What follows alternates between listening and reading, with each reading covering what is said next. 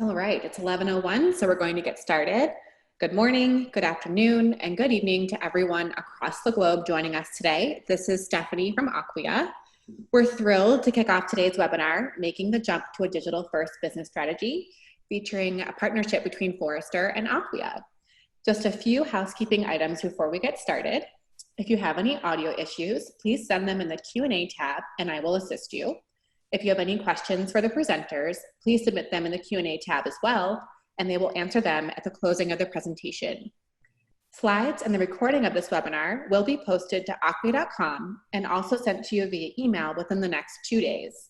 Without further delay, I will pass it over to Karen. Thank you, Stephanie. It's a pleasure to be here today. My name is Karen Wood. I'm the Senior Director of Product Marketing here at Acquia, focused specifically on Acquia Marketing Cloud and our customer data platform. I came to Acquia through the Agile One acquisition, and I've been in the digital marketing space for quite a long time, and it's, again, a pleasure to be here with Joe. Thanks, Karen. My name's Joe Stanhope. I'm a Vice President and Principal Analyst at Forrester Research. I sit on Forrester's Business to Consumer Marketing Research team, and I cover enterprise marketing technology. So today, what I wanted to launch off on our webinar here for Karen and I is to talk about rethinking our approach to marketing, becoming incredibly customer obsessed so that we can survive, adapt, and even grow in 2020. Certainly, I'd like to thank Karen and the Acquia team for inviting me to be here today. It's a lot of fun to work with them again and get to spend time with them putting this webinar together. But most of all, I and the Acquia team want to thank everybody for joining us today on the webinar. I know everyone's busy, got a lot of personal and professional commitments flying around these days. Your time's valuable. It means a lot to us that you've chosen to spend part of your very busy day with us. I actually wanted to start by talking about disruption and the power of disruption. The idea that certainly 2020 has been a challenging and hectic and exceptionally unusual year that has been very disruptive by any definition. But I would like to point out as we launch this webinar off that marketers are no stranger to disruption. In what I call the before times, prior to March of this year and the pandemic and the economic impact of that pandemic, marketers were dealing with and contending with a huge array of disruptive factors. In fact, marketers operate under essentially a constant model of disruption across multiple dimensions. If we think about what marketers operate under, having to deal with very sophisticated consumers, the pressure to constantly reinvent and innovate customer experiences to take friction out of customer experience, managing through media and social and technology partners that collect data and insert themselves into customer relationships, the ever-growing palette of customer engagement touch points and devices, and of course, all of the data that's involved in marketing today that creates context and understanding and insights and helps us execute and personalize, and all the opportunities and challenges that come with the explosion of data in marketing. We're dealing with all of these, and then the pandemic comes along and we pile that on top of the existing disruption that marketers are working with. And I mention this because I think if anybody's equipped to deal with disruption, it's the marketers inside of enterprises, because we've been doing it for a long time. And we see the value in rising to that challenge and dealing with those kinds of changes as they come at us. And as we turn our attention to the impact of disruption in 2020, we have some really interesting data points for you. And I think retail is a great lens to start with here when we say that the pandemic has accelerated the existing shift of customer experience to digital experiences. Our data shows that fully 84% of US online adults are buying the same amount or more online because of COVID-19, and retailers with strong e-commerce presences have been able to retain sales, and some have even flourished. Companies like Walmart even said in their May earnings call that their e-commerce business had grown by 74% as consumers opted for the convenience and social distancing that e-commerce brings. And to support rapidly growing online sales, many retailers have quickly expanded and innovated their omni-channel fulfillment programs. Curbside and contactless models have flourished, and they bolster those e-commerce capabilities as well as overall sales retention. Best Buy is a good example here, where they moved proactively all their stores over to a contactless curbside pickup model in March for a period of about 6 weeks. And they reported in some of their earnings calls that their online sales year over year had bumped up a whopping 300%. And what's most interesting about this shift is that I don't think, or we don't think, and even consumers report back to us, that it's not just pandemic specific behavior.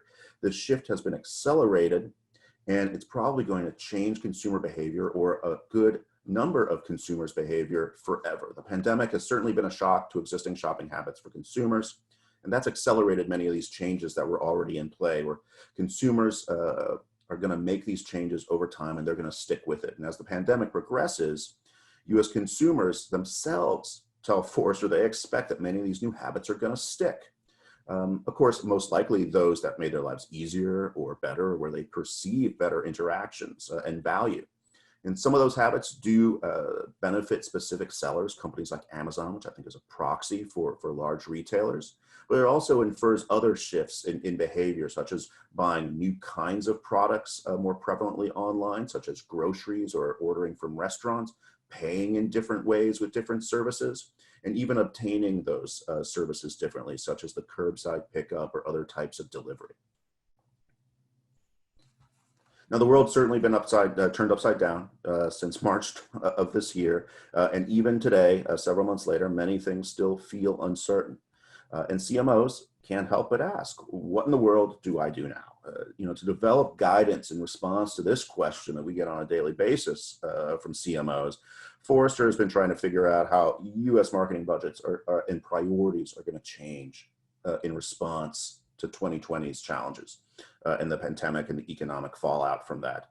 And we've done that on a scenario basis. We've developed two primary scenarios that define essentially when a recovery would begin, as a way to understand how we should respond to this.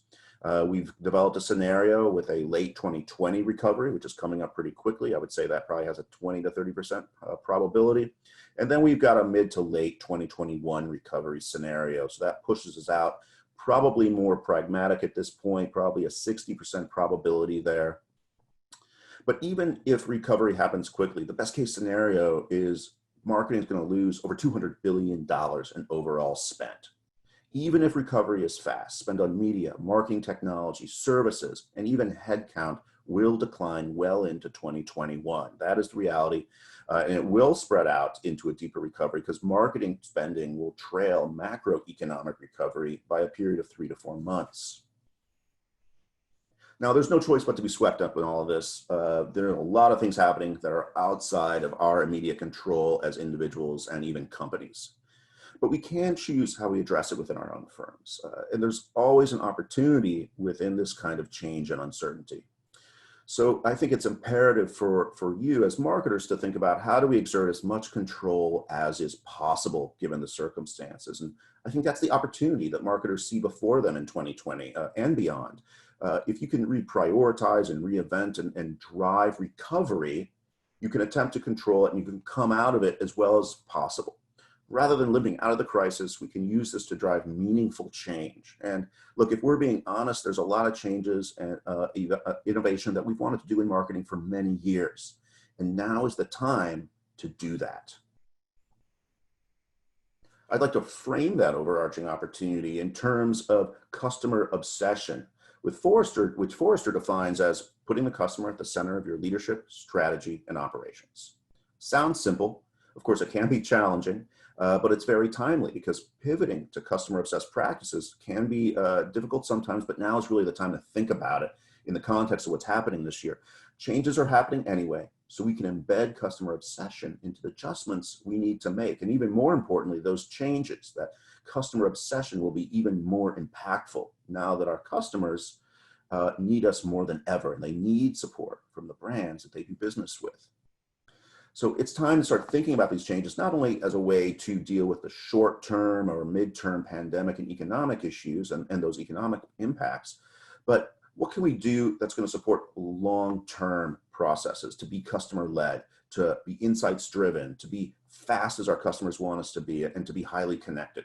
It's a powerful secondary lens to consider when you're thinking through the changes that have to happen now, but how can you stretch out the value of those changes on your business over the long term?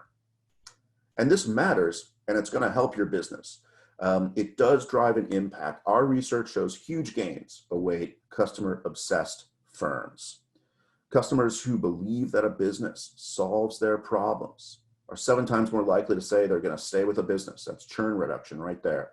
8 times more likely to spend more. That's higher wallet share. 8 times more likely to recommend the business to others. And so a logical place to start with this is just to start fixing common customer experience problems. Customers' needs are different now than they were in non-crisis circumstances. Can we remove friction? Can we be engaged with customers? Can we be emotionally relevant? And doing that even has downstream effects on your business. It not only helps your marketing goals and maybe customer retention and spending, but it mitigates expensive inbound customer service calls. It improves satisfaction. It lowers the risk of churn, even as demand stalls in the macro environment. So as I see it, there's 2 critical areas where you should start planning your customer obsession advances. The first is adaptive marketing strategy to drive loyalty, and the second is technology updates that drive agility. So let's talk through those. We look at the data and we see that marketing is changing during the pandemic. There's no way around it. Nowhere is this more evident than in the media space. Media dollars are moving to branding in the short term. 81% of large advertisers are deferring or cutting campaigns because of the COVID-19 pandemic. We translate that into about a 23% decline in media spend this year, which affects and matches essentially the drop in GDP that we expect in that scenario. So promotions and offline media are going to be the hardest hit. Offline media takes a 30% hit this year. It's pretty harsh. Even with more people at home, brands are not likely to commit to advanced media buys or to try to drive sales too much, because there can even be concern not only about cash flow and liquidity, but because of supply chain disruption. Comparatively, social media will dip just 12% as marketers redirect promotions and event budgets to a very dynamic medium. They can have support-oriented and branding campaigns and gain share of voice and goodwill in that part of the ecosystem. And I think this tells us 2 things. The world is shifting from an acquisition mindset to a loyalty mindset, and the media spend reflects that. And we need to proactively plan for these shifts. So if the numbers are clear, then we have to think about how do we essentially take advantage of that or manage it very thoughtfully. And the place to start here is to think about the scope and the responsibility of marketing itself. If we're going to be customer obsessed, continuing with business as usual is going to sabotage your plans to bounce back from uncertain economic times. No operational strategic decisions are really going to stick unless you change your mindset on how to interact with customers. And this is where Forrester's 3 H's come into play. You need to be human, helpful, and handy. You need to treat your customers the way you would want to be treated. You need to solve their problems. You need to be flexible to accommodate changing circumstances. And that has huge benefits in the way you engage with your customers. You're going to be very authentic in your interaction with your customers. You're going to start solving for their problems, which is what matters to them most right now. And you're going to start delivering the right message in the right way at the right time. If we look at how to do that, in the next slide, the key to this is creating value for your customers. During the pandemic and economic downturn, customers need to feel like they're getting value from a brand. Companies can do that, will get business value in return. It becomes a mutually beneficial engagement between a consumer and a brand. And that's going to come in the form of profitability and market share. If we look to show value that a customer gets across specific dimensions, and you see it in the figure here, the economic, the functional, the experiential, and the symbolic. Marketing is the part of the enterprise that is going to improve and promote the value a customer receives and make that value accessible to your customers. You can start to work through this by mapping out the journeys that customers take to accomplish their goals, to do the research to identify what customers are trying to accomplish, and what value they seek in doing so, and what trade-offs they're willing to make in pursuit of those goals and values. And then we have to move on and we have to think about planning our marketing activities. This is the chance to rethink planning processes as a way to solve for customers' problems, not just a routine that you do every year to assign budgets to channel buckets. Marketing planning that doesn't apply a customer-centric or customer-obsessed lens to insights, journeys, messaging, context, and budgets isn't just out of sync with the current marketing market velocity. It enables damaging decisions that are going to destroy brand credibility and waste a lot of your resources as well, especially cash reserves, and it could decrease your margins. We do this by adopting what Forrester calls people-led planning, and we would define that as a marketing planning process that determines tactics that demonstrate your brand promise through interactions across a customer's journey and operates as an active iterative cycle. And I think the last part is the most important thing. This is agile. It is an active iterative cycle, not something we do every year or every quarter, 18 months in advance. It is a constant, ongoing, continuous planning process. And that mirrors the dynamic nature of today's market and provides that agility that you need today to provide value to your customers. People-led planning, now it's great, but it probably won't happen overnight, right? It is a transition, a transformation for your business processes as marketers.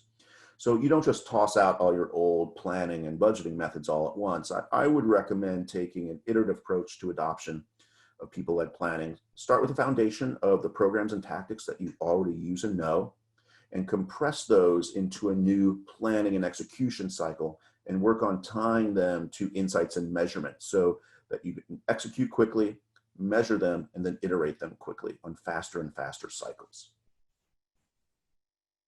Second, we have to think about the technology. Now, we've talked a lot about like the emotional and the collaborative and the customer obsessed notions of succeeding or at least coping during the pandemic. But there's a technical side to this also.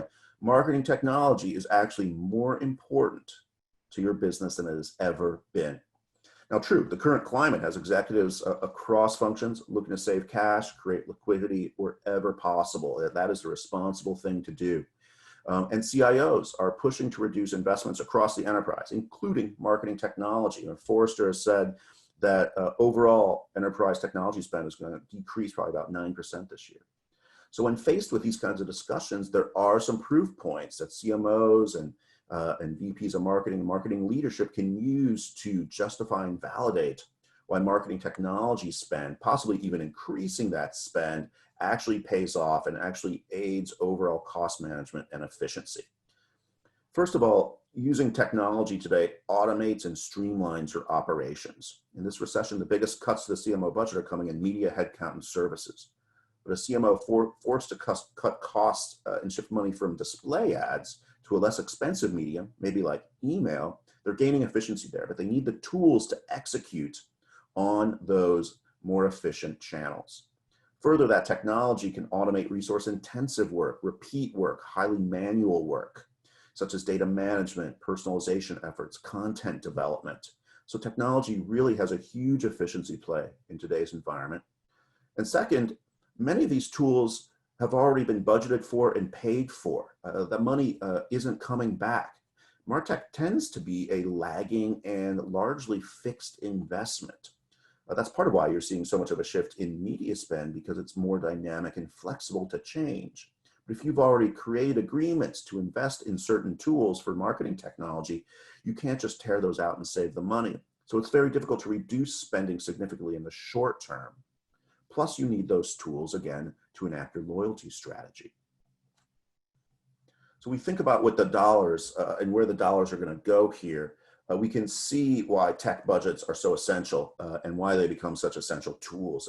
In our pandemic scenarios at Forrester, the combined categories of data and analytics, advertising technology, and marketing automation actually grow slightly by the end of 2021, which is pretty incredible and robust given the exterior circumstances.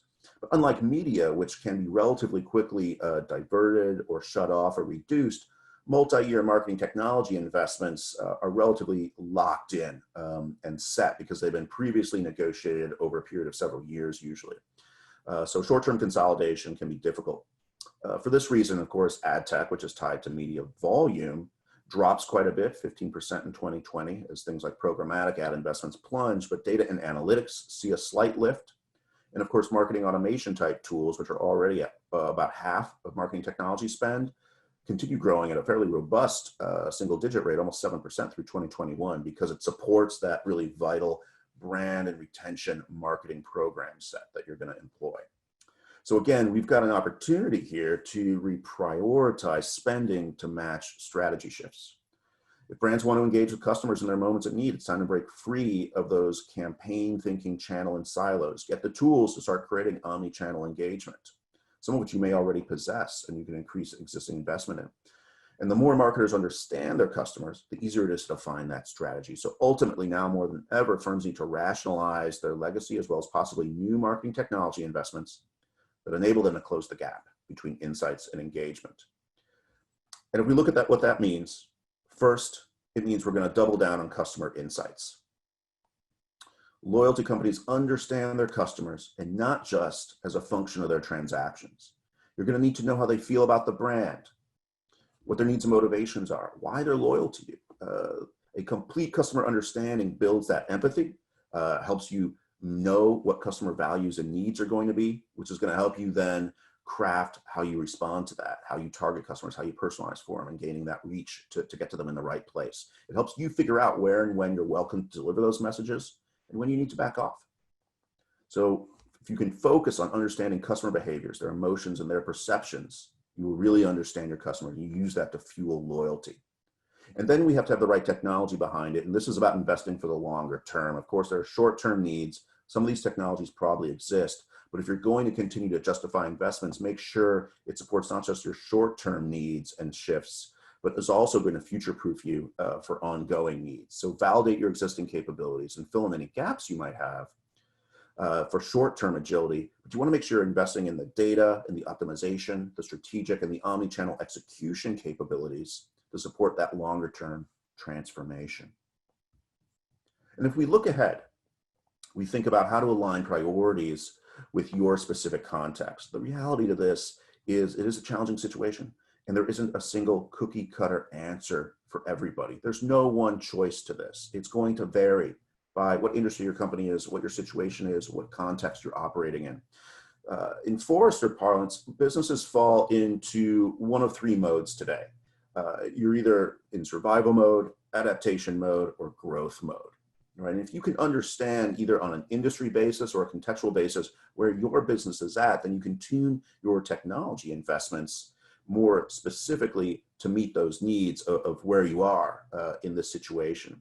So survivors obviously have been massively disrupted. You know, these are things like airlines, hospitality industry. You've seen a huge drop in revenue, substantial operational running costs have started eating up into the liquidity base. There's probably been, people impacts and layoffs. Your business might return, but you've got to focus on maintaining cash and liquidity and maintaining that current customer base. You know, for the people out there that are more in an adaptive mode, right, which could be certain manufacturing, automotive, financial services, you've seen disruption, but it's uneven across your business. You know, some parts of your business might be massively disrupted. Other parts of your business might actually be accelerating because of the diversity of your organization. So adapters who build products may see supply chains disrupted, and they might have some trouble scaling on that accelerating part of their business. You might even see that overall revenues are declining, but not as quickly. So cash concerns and financial concerns might be slightly mediated, slightly less, and you might have more flexibility to invest in the areas of the business that are still performing. Now, for those who are out at the front, who are in, frankly, growth mode, people who had businesses, food, healthcare, pharma, that are either necessary or have accelerated during the pandemic crisis, you're looking at new business opportunities and a high level of growth, even as the business might be under stress. And so because their products and services are critical to dealing with the current situation, these companies are actually looking at revenue growth. And they have to figure out how to add people to their workforce, how to see a payback from forward-looking investments in digital technology. So continued innovation and talent acquisition are going to be critical to these kinds of companies. So if you can figure out which segment of survival, adaptation, growth you're in, understand how you want to engage with your customers, you can tune then the analytics and the technology investments you need to make so you can keep accelerating through this. And again, try to proactively control your recovery. Now, before I throw it over to Karen, wanted to wrap up with one major finding. And the most important thing that I think any of us can tell you is do not stop marketing today. Study after study during past recessions and economic downturns over the last 40 years show that as companies slash marketing in a downturn, they leave empty space in consumers' minds for aggressive firms to make inroads. The research is very clear on this. Companies that market during a recession have higher sales than those that do not continue to market as the recovery occurs. Now, it doesn't mean we don't have to make changes. Shuffle priorities, make the right choices for your business, understand the context of your business, but you've got to stay in market. You've got to keep marketing. And that's why things like loyalty marketing, especially via email, are just the perfect channel right now for its cost effectiveness and its ability to be easily adjusted as circumstances change. And I'm going to throw it over to Karen. She's going to talk us through Acquia's perspective on marketing in a pandemic and how they've been working with their customers. Thank you, Joe. Appreciate that. That was really insightful. Thank you for all of that great those great comments. So what I want to do is talk about how we can leverage data to kind of do the things that Joe was just talking about. So how can we harness data to increase loyalty, engagement, use empathy to deliver the right message, and increase agility within your business during this uncertain time?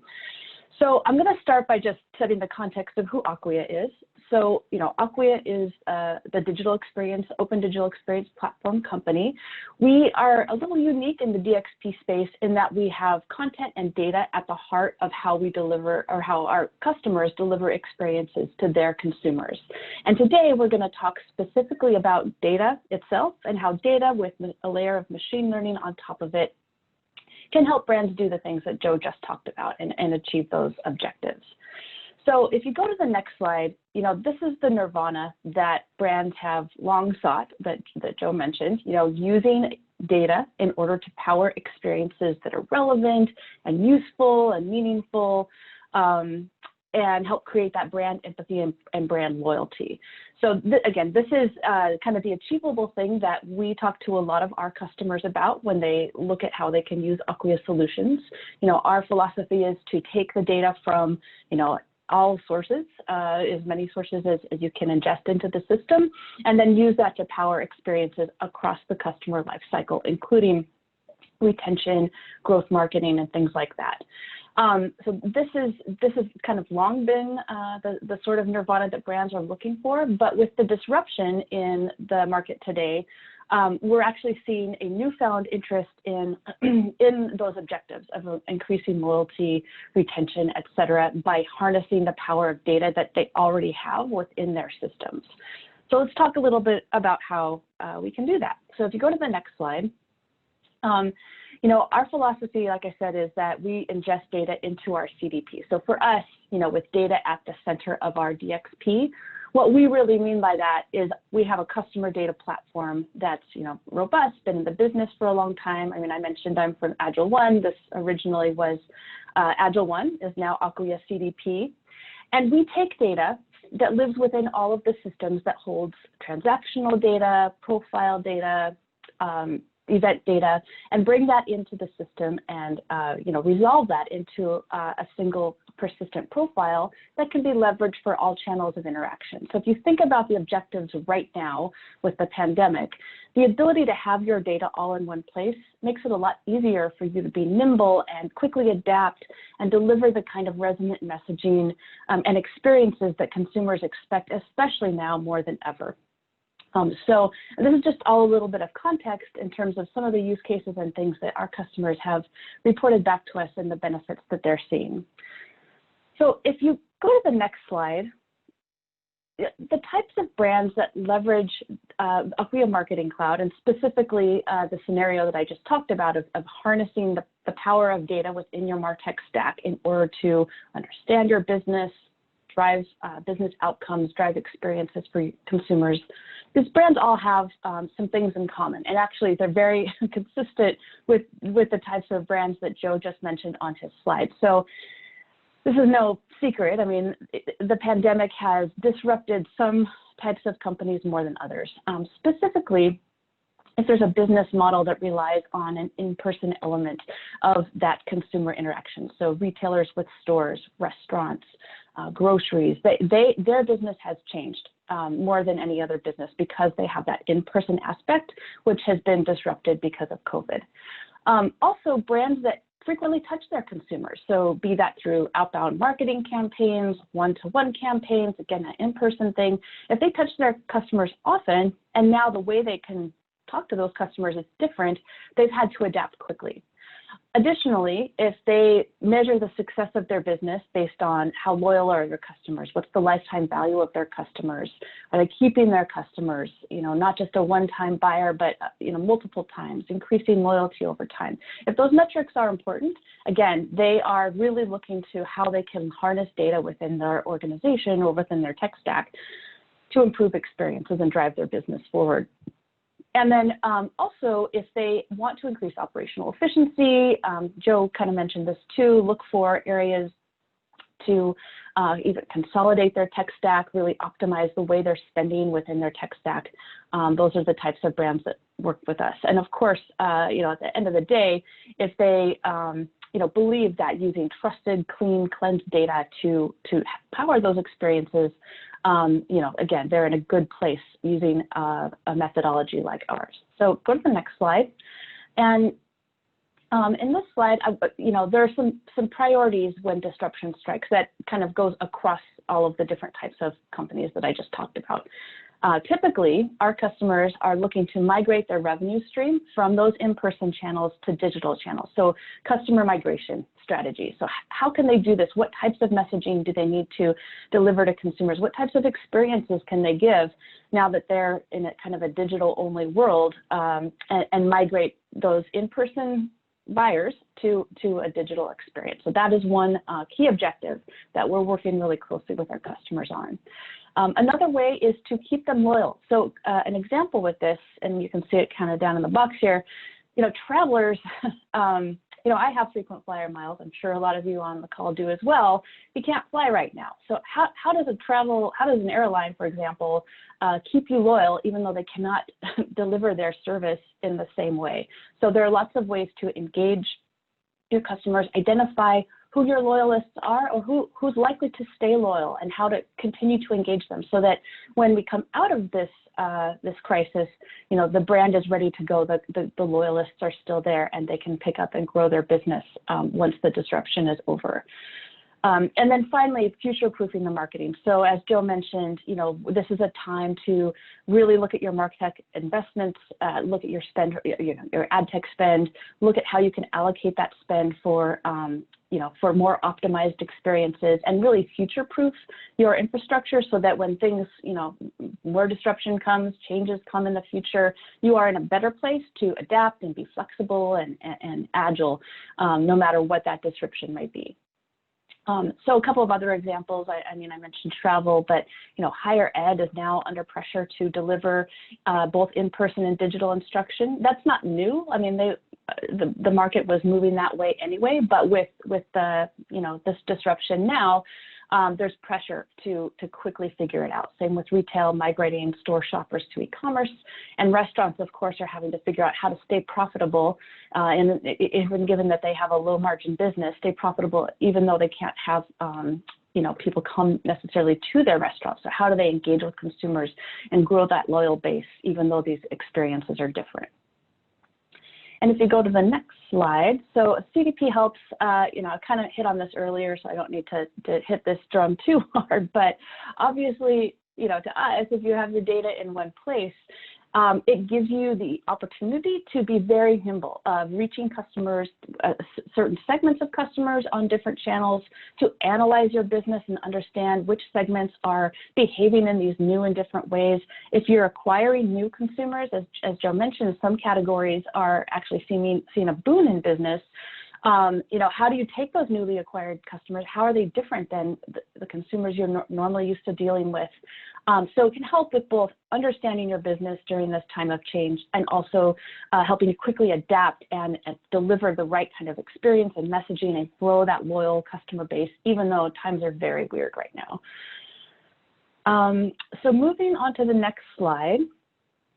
I wanted to talk through a couple of really specific scenarios that our consumers kind of are reported back. These are just a few examples. There are limitless ways that you can use data when it's all in one place to help in this time of COVID. So I'm going to walk through just a couple of examples, and I'll start by, yeah, that's great. So we'll start by just talking through the scenario of what exactly these balls on the slide are. So if you look at the bottom right-hand corner, as I mentioned, our solution brings online and offline data, any data, into our system.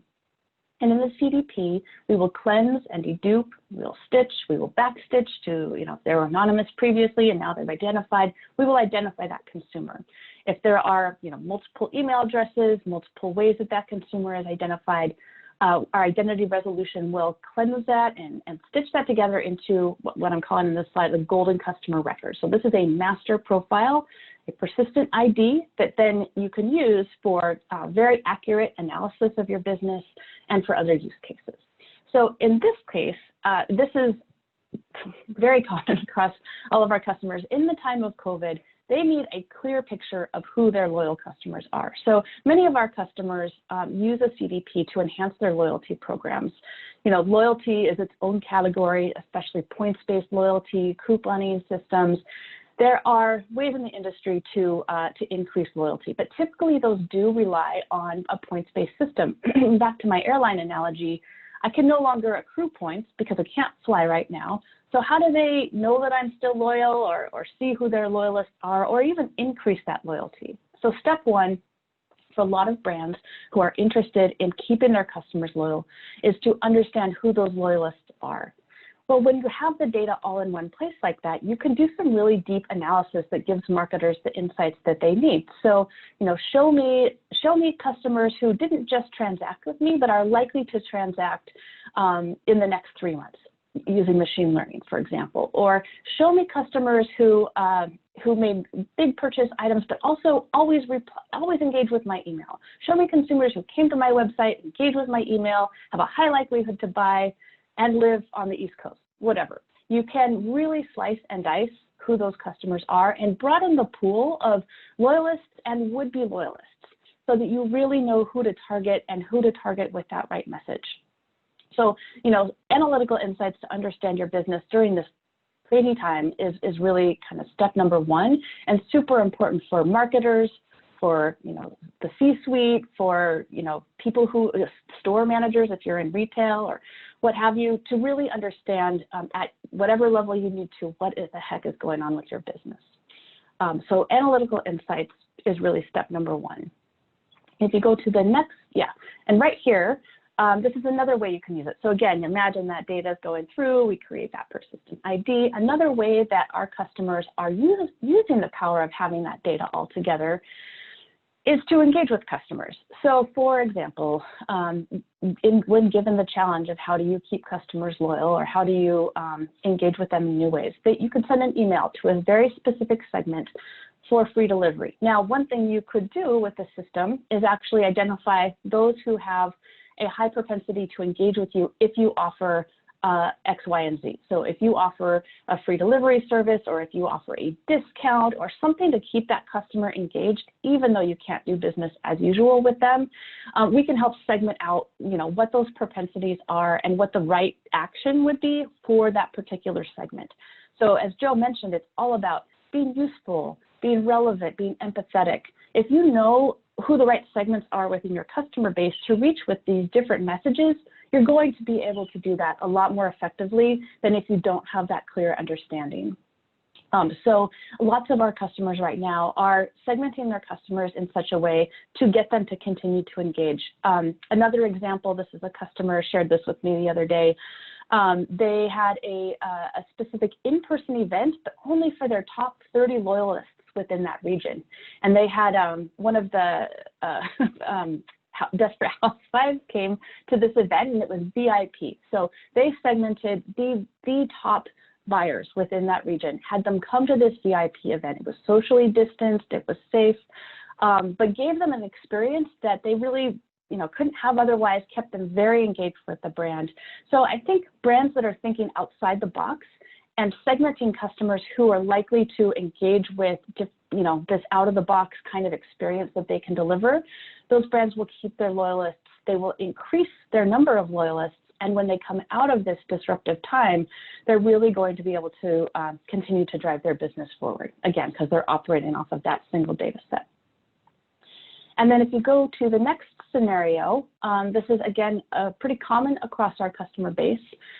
But we have the ability for data scientists and analysts to not only use our tool to understand the data, but also use their own tool. So we have data sharing that they can use within their own environment, and they can use, Power BI or whatever their scenario, whatever they're using for data visualization or to perform those queries, and actually be able to get very, very deep with understanding the business. I can't emphasize this enough, but understanding at the data level what the heck is happening to your business and how things are changing and who newly acquired customers are and who your loyalists are, understanding all of that based on cleansed, a golden record of data is super valuable because you're just getting the truth of what is going on with your business. So enabling these analysts and BI teams to be able to go in and do that kind of queries directly into the clean data or to share that data within their own systems is critically important, and again,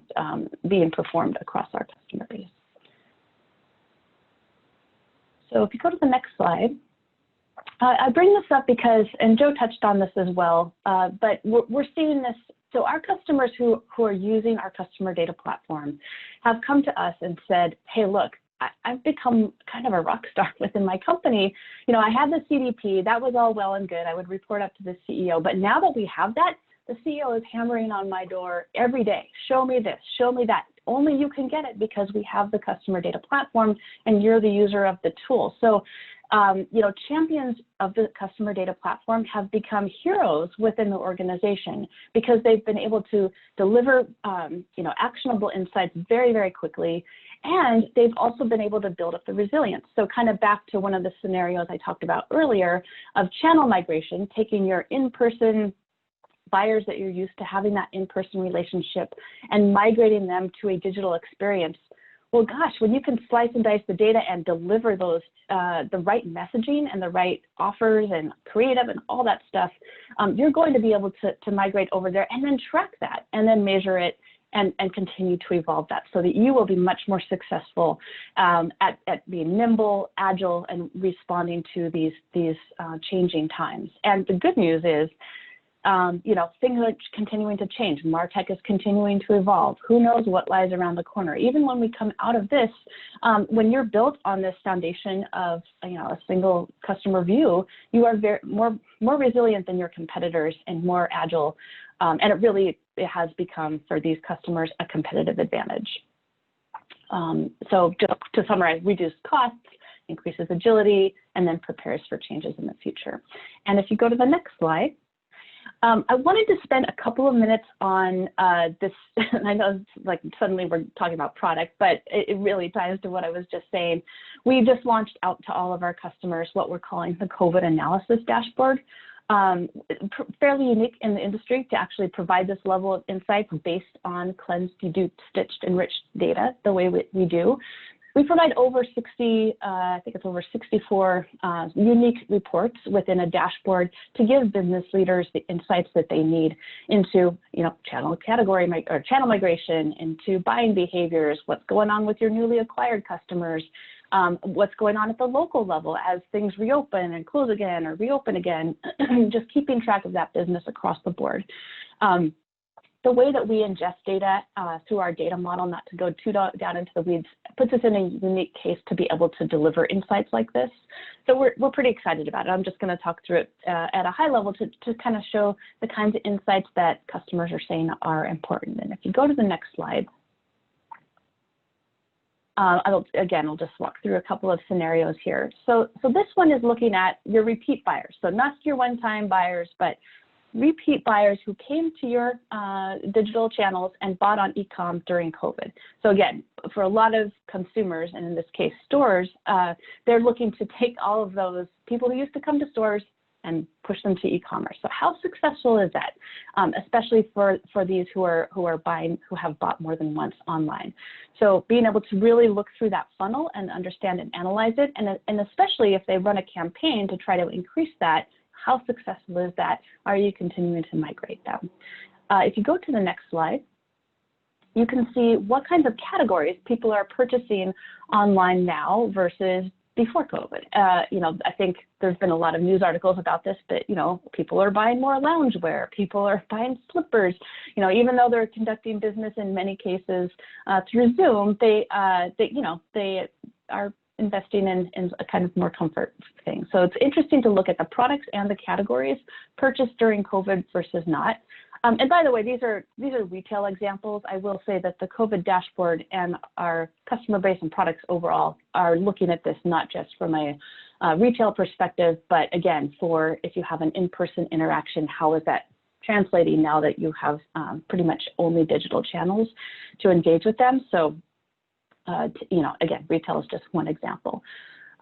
So the categories, the products have changed. How has it changed? What's different now in COVID versus before? And if you go to the next slide, another just couple of examples here, looking by gender. So there are gender differences as they purchase, during the store's closed time frame, which is configurable. So how much are males purchasing versus females, and how is that impacting your business?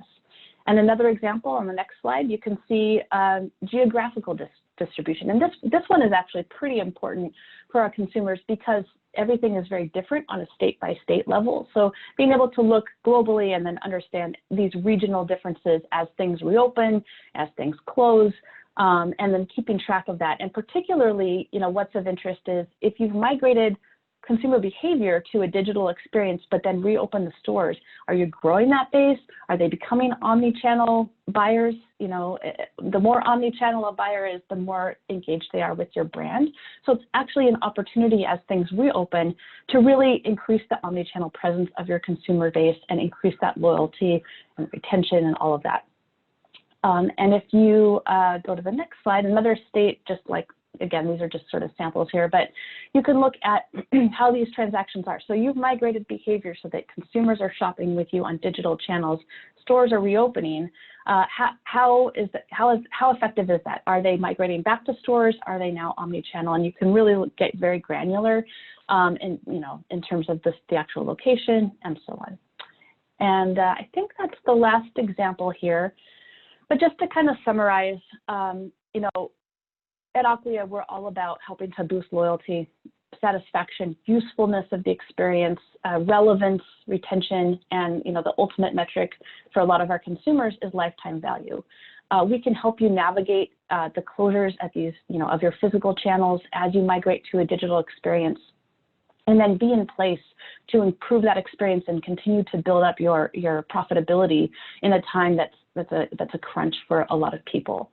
And then finally, this gives you additional agility, additional, it kind of future-proofs your business, additional flexibility, so that you can handle things that change as businesses open and close, especially in this time, before we finally go back to normal. And ultimately, through a useful experience, a relevant experience, you're going to be increasing conversion and revenue through these relevant and helpful experiences. And then, Joe, I think you wanted to summarize some of your takeaways as well.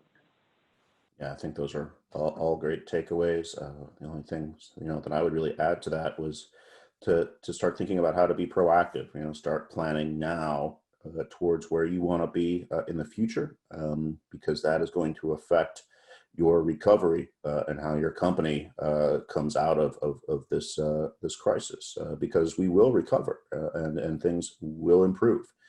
And planning now is really going to help you accelerate through that. So, be mindful of the pivot, to loyalty and retention. Lead with customer obsession, right? Understand your customers, provide value, and then think about technically how you're able to accomplish that through customer insights and through the right automation capabilities. And while you're working on some of these shorter term issues, right, depending on where you are in the cycle as a company, as an industry, How can you load up these changes for a long-term shift as well? All right, and of course, I said it before, Karen talked about it, but do not stop marketing.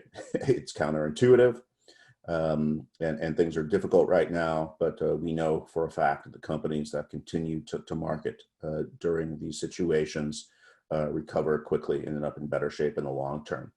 And anything you can do to keep the customer at the center of what you're doing while you're working on being efficient will serve you very well in the mid to long term.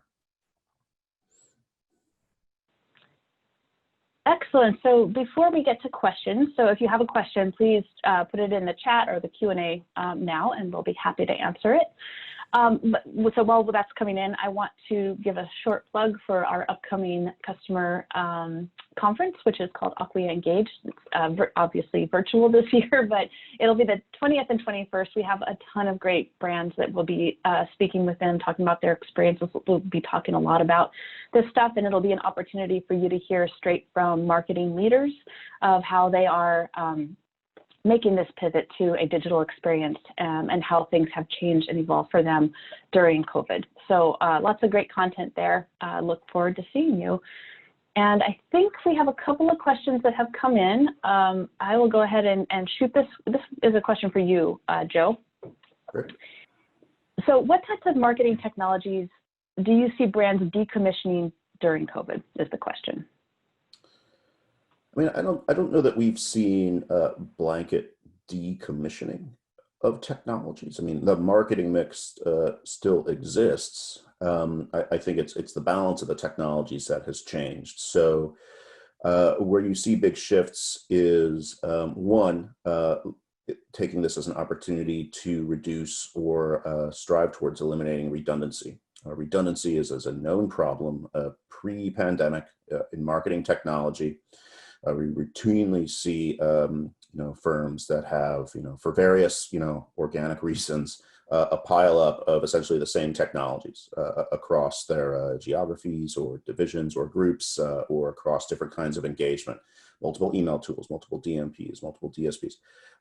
This is a great opportunity to really clean that up. So that is a decommissioning opportunity. We also see an opportunity, again, not necessarily to eliminate a technology or supplier, but to renegotiate or right-size the commercial agreements associated with a technology set.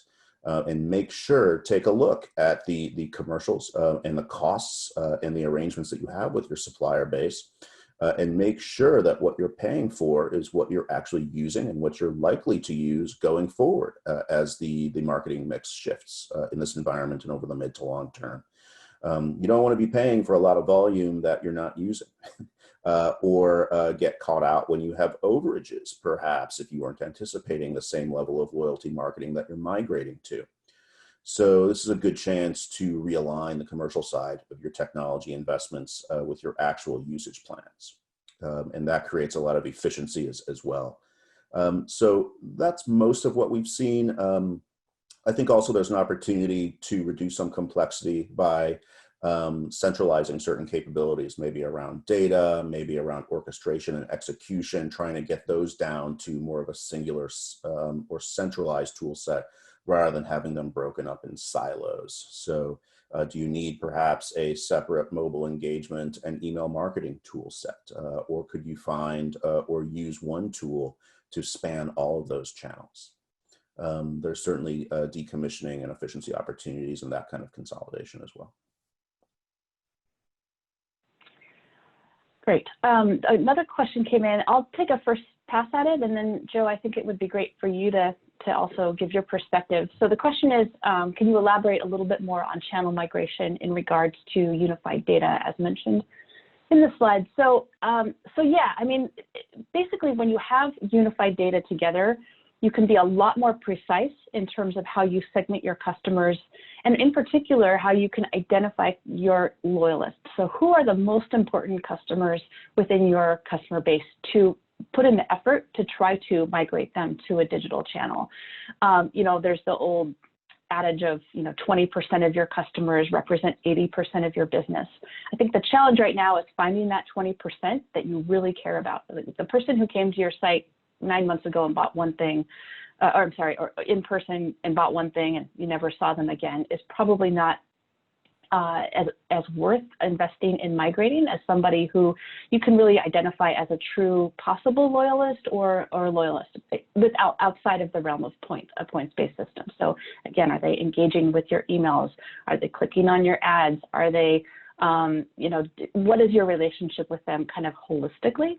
So once you identify who to migrate, you can think of strategies that, again, would be useful and relevant and empathetic to help engage with them on channels. And obviously, ultimately, in the case of, again, as an example, retail, you want to migrate them to your e-commerce experience, but you actually can bring them to your, a digital encounter for, other things. So VIP experiences for those top loyalists for specific types of categories and companies, that can be really useful. You could have a virtual wine tasting event and invite, again, a very select group that you've identified through the tool to help migrate that and make sure if you want anybody to become an omni-channel shopper and come engage with you digitally, you've identified the right people and then you can deliver that experience.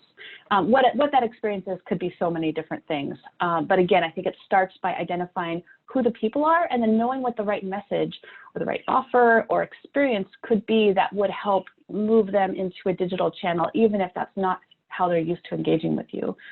Joe, any feedback from you in terms of what you're seeing with migrating, like channel migration over to digital? Well, I mean, certainly the overarching theory that more data is better holds true. Even during the pandemic, having tighter targeting, more accurate targeting, better personalization capability, reach into the right channels and devices, arguably more important than ever. That's why we've been talking about it for the last hour, that doubling down on customer insights is essentially the starting point, the basis for all of this. What I would say is that I think the big change we've seen is that the way we think about performance has probably changed in this environment. I think historically it's been very much, okay, well, maybe people who have a traditional customer lifetime value, or they buy the most, or they bought the most recently, or, they're in the Gold Star Club or something like that, are automatically the best customers. But now you're in an environment where it's going to be a lot more engagement based. And that's why that foundation of data is so important, because maybe your customers aren't buying as much. So it's going to be, you're going to have to change the way you discern who the best customers are, apart from how recently did they buy something. They might still be your best customer, even though they haven't bought something recently, right?